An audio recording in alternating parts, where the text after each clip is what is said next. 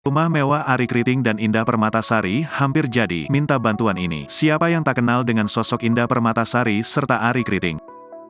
Pasangan selebritis ini kerap disorot karena kehidupan pribadi mereka. Terlebih hingga saat ini Ibunda Indah Permatasari masih belum memberikan restu kepada sang anak untuk menikah dengan Arie Kriting. Terlepas belum dapat restu, rumah tangga Indah Permatasari dan Arie Kriting selalu adem ayem. Keduanya bahkan kini tengah berbahagia karena memiliki rumah baru. Indah Permatasari mengunggah foto dirinya dan keluarga di rumah baru. Dalam unggahannya terlihat tangga serta depan rumah Indah Permatasari.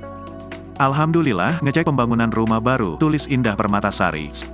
Sang artis kemudian meminta tolong netizen soal furniture yang harus ia isi di rumah terlebih dahulu. Kayaknya udah bisa mulai nyicil masukin furniture ini. Apa saja sih yang perlu didahulukan? Tulis Indah Permatasari. Netizen pun memberikan beragam komentar atas unggahan ini.